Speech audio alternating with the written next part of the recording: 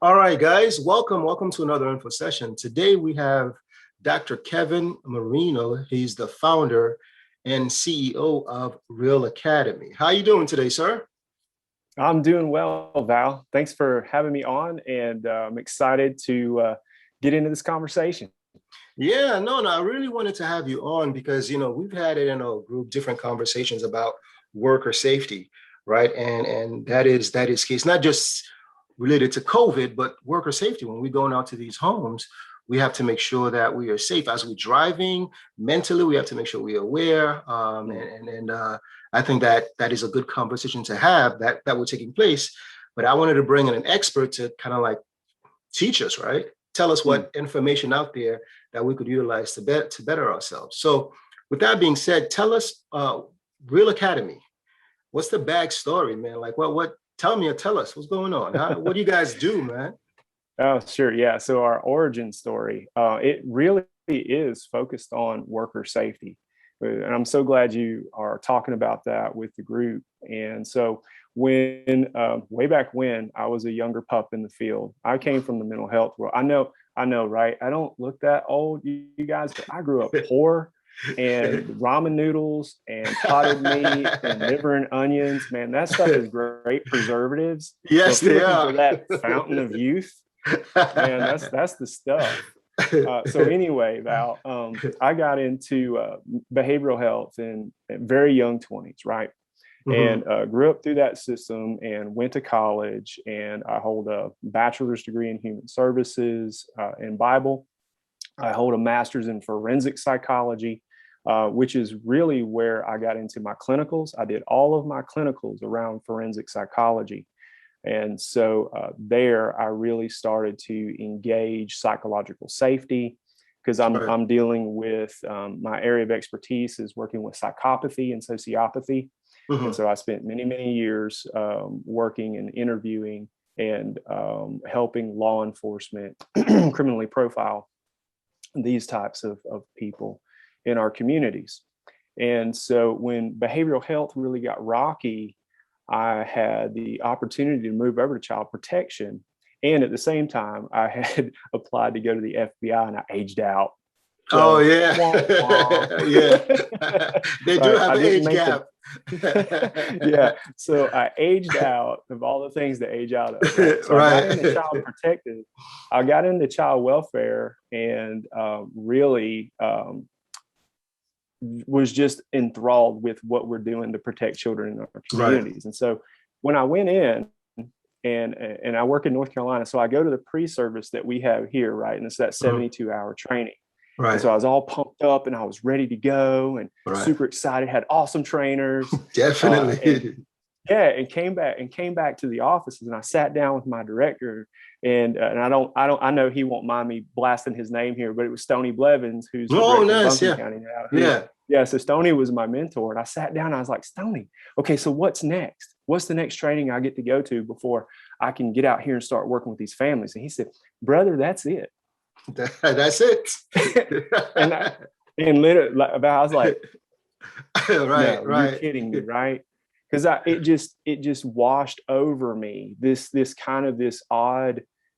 It's kind of like a fear. It's like a startling Right. fear Right. Right. Right. Right. that because in my clinical world, I had to have 1,500 hours of supervised contact with people. I was audioed, videoed. I had feedback coming from every angle. Kevin, you have your Right. mouth funny when you're talking to Right. people. Kevin, your tone of voice. You make Right. stupid jokes when you're anxious. I mean, it was constant feedback. Right. And then, postgraduate, I had to have another 1,500 hours of supervised contact before I could go get my psychological associate license Right. and my clinical addiction and specialist license. And so coming over to child welfare, and then I had to sit for like 6 or 7 tests, right? And I had to pay Right. buku money to pay all these tests. And Right. anything I wanted to specialize in, I had to pay to take a Right. test Right. to Right. Right. show my competence, right? So Mm-hmm. I get into the child welfare professional world. I go to this 72-hour training, and that's it. Now I have the Right. legal authority to remove a child from a family. Right. Right. Right. And Right. from that point on, almost 20 years ago now, Val, I started writing notes on napkins, on stickies, on whatever I could find, beginning to conceptualize this is not safe. Right. This level of preparation is not safe for the workforce. And the statistics show, right? National Hmm. statistics on child welfare turnover, we still stem between 35 and 45% turnover nationwide for the Wow. last 20 years. For the Wow. Wow. last 20 years. So no change. No Also, change. Yeah. there's no change. There's no change. There's lots of change in policy, law, and the mandates that we're supposed to provide to our communities, but there's no change in the level of training or the Right. types of training Right. Right. that has been, consistent or being provided consistent from our federal partners down to the state. On top of that, if you look at the preferred degree in our field, it's a social work degree, but the Right. issue there is less than 23% of the students that are matriculating from BSW and MSW degrees come to the child welfare profession. Less than Right. 23%. Right. And so Right. when you calculate that out, because in the social work profession or the behavioral health, you're getting in contact with things that help you to build emotional and mental fitness and Right. safety, right? Code of ethics, application of a code of ethics. So you're learning boundaries, emotional protection, spiritual protection, physical protection for you and your client, right? Right. And so students that are coming from other fields and other professions may not engage with that. And so all of these things are in my mind floating around in madness as I'm still building skills in the field. And over many years, I conceptualized and built the training system that we provide here at the Real Academy. And at just last year, it's been a year and just a few weeks now, I was asked by our Western 10 counties here in North Carolina, my collegiate partner, Western Carolina University, to step out and to start a public-private hybrid, mainly so that we could traverse and navigate the local and the state bureaucracies to help put things in place at a faster rate, Right. so that the training systems that we need today, you can get them today and not wait until 5 years until we make a plan and make a Right. committee and make a committee and make a plan and make a plan and make a committee. Right. Right. So that's the backstory. That's how we And got and don't forget the reschedules. Oh, absolutely. Yes, the reschedules. Okay. Well. So tell me a little bit about, you know, as you're speaking, right? I'm listening. I'm like, man, you are right on. Even, when I first started in child welfare, I just felt even with, the training that we were provided and some of the, shadowing that was provided, but I felt that there could have been more, right, provided to us when it came to our safety, right? Because we're dealing with, very hostile situations, right? And all we have to protect ourselves is a pen and a notepad, right? So Yeah. that whole verbal judo and mental awareness is key, but I don't think we were prepared for some of those situations. So what do you have at the Real Academy that speaks to that need?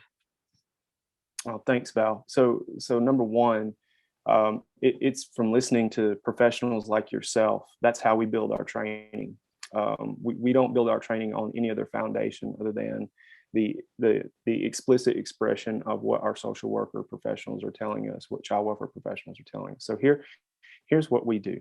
At the Real Academy, we have designed, launched, tested, studied, researched, and I have publications on simulation training.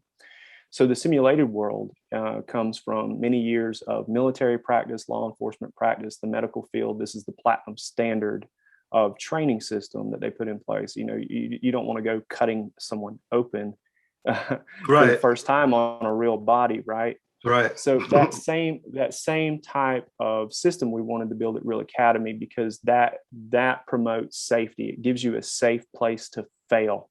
Right. That way, when you come into the case, and we have several different simulations, Val. We have just a very basic simulation on intake. We use professionally trained actors. We call them sim players that you engage with. You don't know anything about them. You don't get to mingle with them. They stick in their role. They do not come out of their role to give you as real of a feel that you can possibly get. And inside that training, say the intake one, you take calls and we have variations. I'm the only sim training in the United States that uses that's children. awesome. That's awesome. So we actually use children. Oh yeah, I have 5 attorneys. and they constantly give me heartburn. They're like, Kevin, you want to do what? Kevin, you want to do what? But yeah, we got to do this because the workforce deserves to have this high quality training.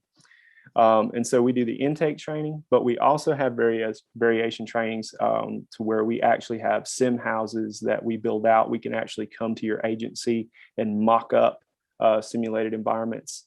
And we use audio video feeds. We audio videotape this, and everything from taking a report to practicing knocking on a door.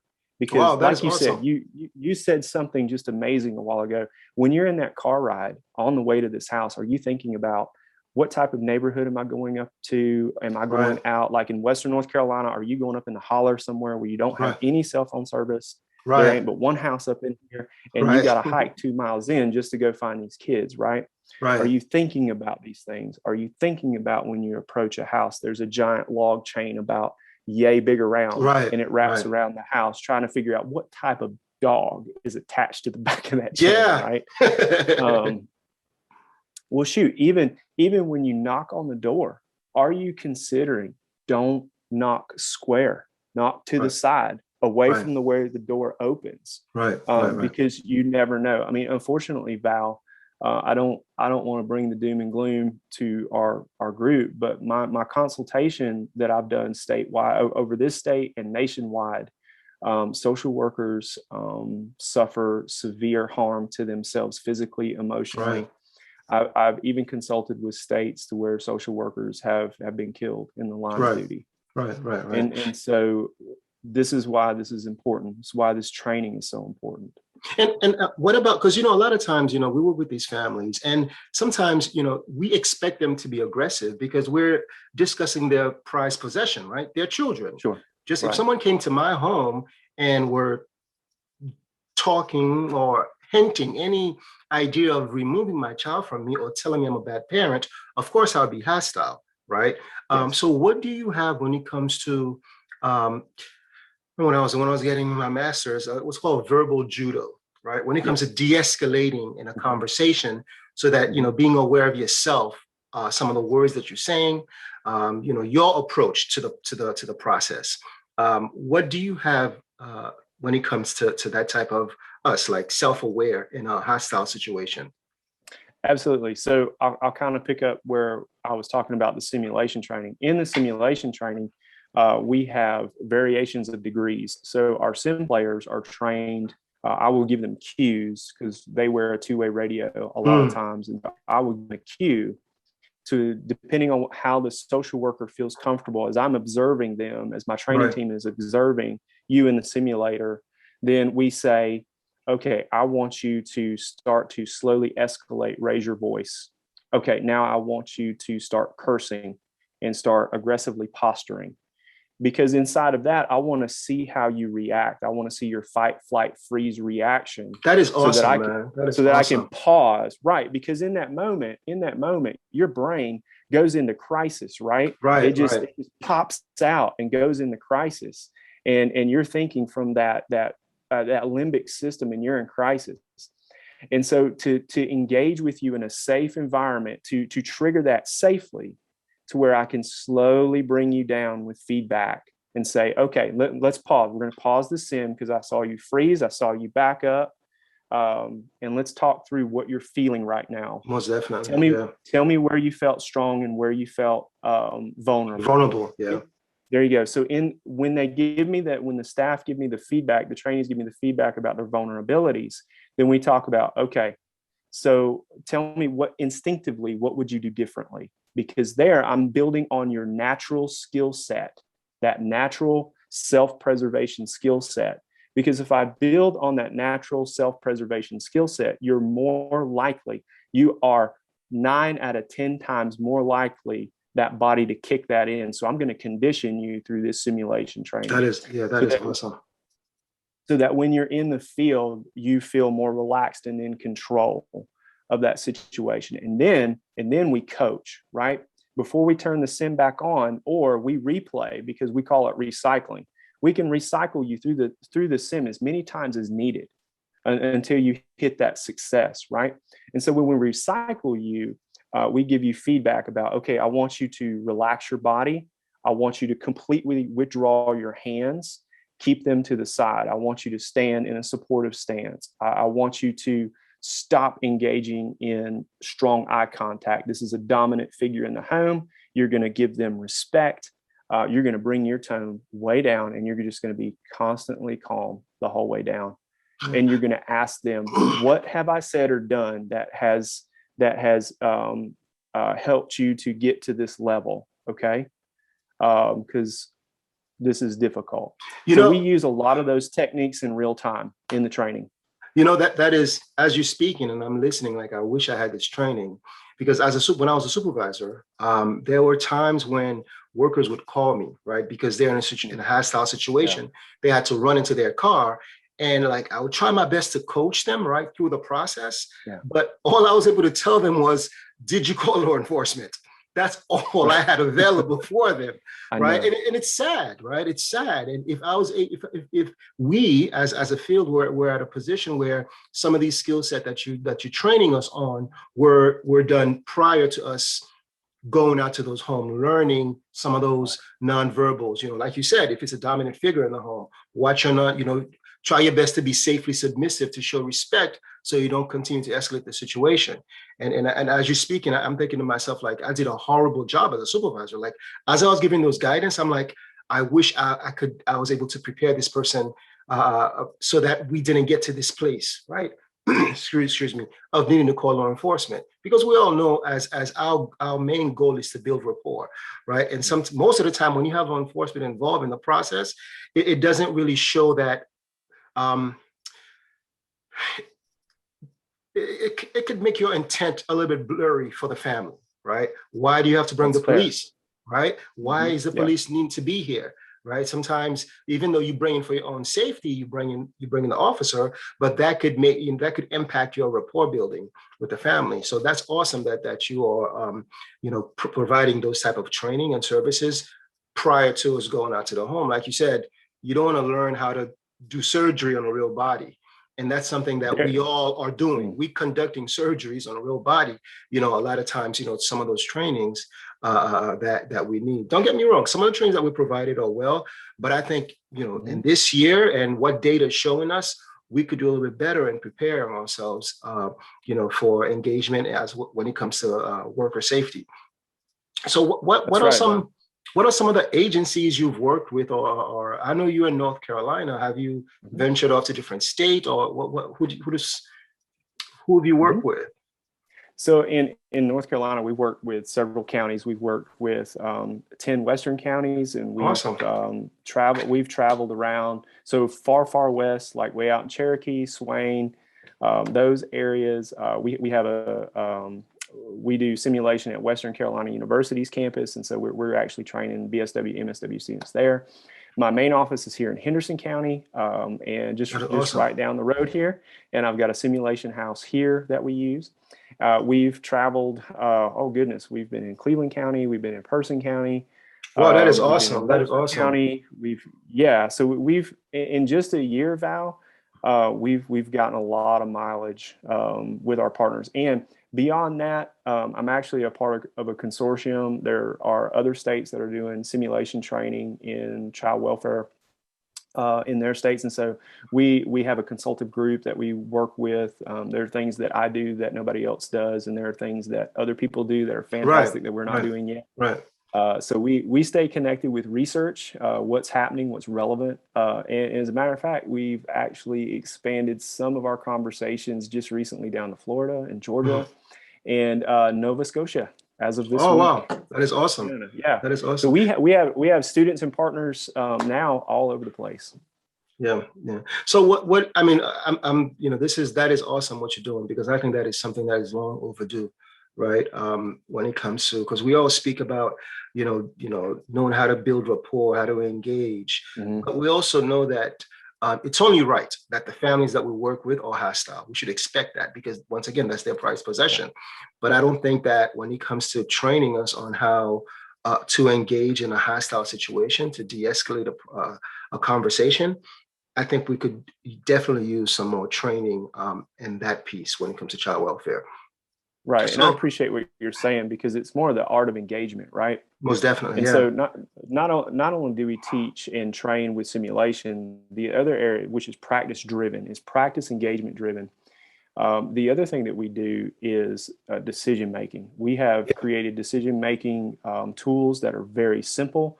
My 5-year-old brain needs something very simple in the Right, family. right, right. And when the more that you can engage the family in the decision process to where Definitely.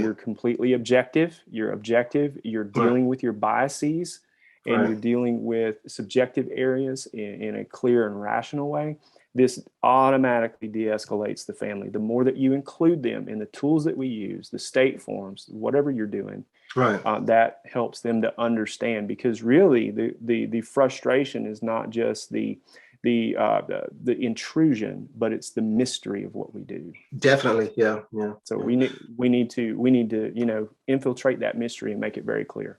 yeah, yeah. So what is, I mean, where can we contact you, Kevin? Dr. Kevin, I should say, because I know that doctor wasn't an easy title. So where can we contact you, Dr. Yeah. Kevin? What is the website? Okay, so we have our main website is Mhm. realacademy.co, not com, .co. That's Okay, CO. that's our Okay. main, right. That's our main website. You can go on and learn about us and what we do and the services that we provide, the training, the consultation, everything that we do and who we are. You get to see my other team members and see where they come from. And there's a window that you can drop down and drop us a message or an email that way. And then we have an online training management system to where you can go on and get microburst training, right? Because who has time to stop in the field? Right, right, But right, maybe right, there's something specific that you need, like right, I've never dealt with fentanyl. Well, you can go to the right, Academy's website and look at our right, substance abuse menu right, and just click on that and just learn about right. fentanyl real quick, get some quick engagement tools That is and awesome. Yeah, observational strategies. Right. So that's realacademy.pro. Realacademy.pro. We also publish articles on there that's very relevant for you in the field. Domestic Violence Awareness Month, IPV, this month, we have right? a fresh article on there. And we also have a YouTube channel that links to the trainings that we do, our free lunch and learns That is every awesome. month That is for awesome. you. That's just for you. So if you want to spend lunch with us and get right down into practice, learn some statistics and things of that nature, please join us that way too. That is awesome. So now, what? So let's just say, one of our viewers wanted to. All right, this is great information. I want to present that to my leadership. What Mhm. advice do you have? Who can? Is there a direct person, or what that process looks like? If I want, okay, wow, this is awesome. I want to bring that to my director. I want to bring that to my CEO. What Yeah. information do you have? Okay. So that information there, connect with me, and you can also email me, kevin@realacademy.co. Okay. Well, guys, I'm Val, your fellow child professional, and let's stay connected.